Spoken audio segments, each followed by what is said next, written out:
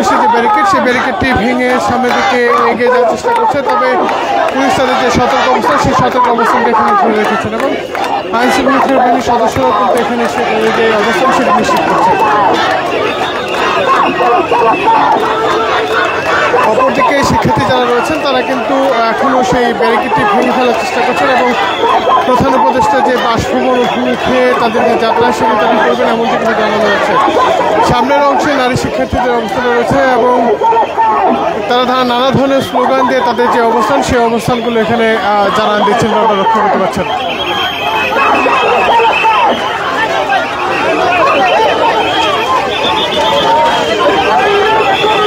ইতিমধ্যেই কিন্তু একটি ব্যারিকেড তারা এখানে সরিয়ে ফেলেছেন এবং যেটি দেখছি যে শিক্ষার্থীদের সঙ্গে পুলিশের যে একটি সতর্ক অবস্থান সেই সতর্ক অবস্থান থেকে পুলিশ তাদেরকে এখান থেকে সরে যাওয়ার জন্য যে শক্ত ব্যারিকেড সেটি দিয়ে রেখেছেন এবং এখানে তারা বলছেন যে যে কোনোভাবে তারা সামনে দিকে এগিয়ে যাবে।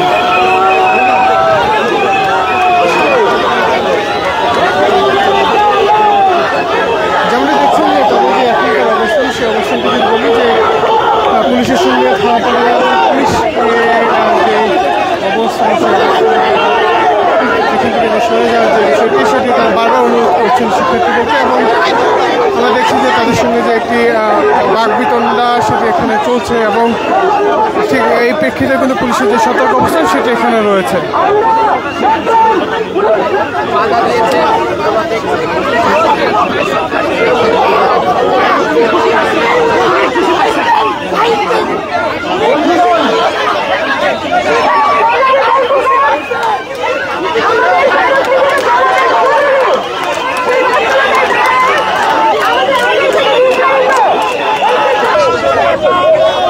যেমনটি দেখছেন যে এখানে আবারও তারা স্লোগান দিচ্ছেন এবং সেই স্লোগান থেকে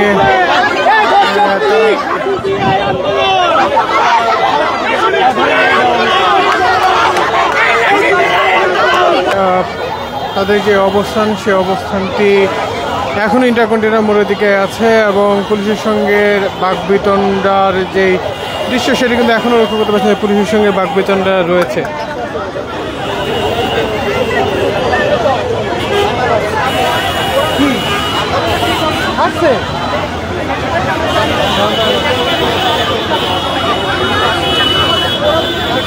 নারী পুলিশ আসছে সমঝোতা করতে, এগুলো হইতে পারে না।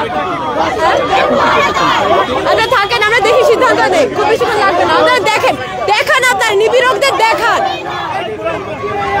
যে আমাদের এসি মামুন রমনাথন এসে তাকে ইচ্ছা মতো তার সাতটা সব ছিঁড়ে ফেলছে।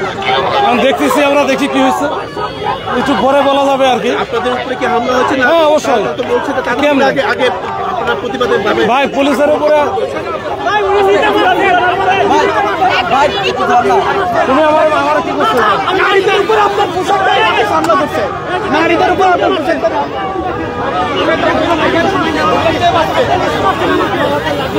এখানে পুলিশ সদস্যদের কেউ তোপের মুখে রাখা হয়েছে এবং এখানকার যিনি এডিসি তিনি মাসুদ তিনি শিক্ষার্থীদের সঙ্গে বারবার কথা বলার চেষ্টা করছেন এবং তাদেরকে এখান থেকে সরে যাওয়ার জন্য যে অনুরোধ সেটি চলমান রেখেছে। এর পাশাপাশি দেখছি যে বেশ কয়েকজন নারী শিক্ষার্থী তারা এই লাঠিচার্জের কারণে আহত হয়েছেন। তারা বাকবিতণ্ডা যেটি এখনও তারা চালিয়ে যাচ্ছেন, তবে অনেকের আমরা দেখছি যে অনেকেই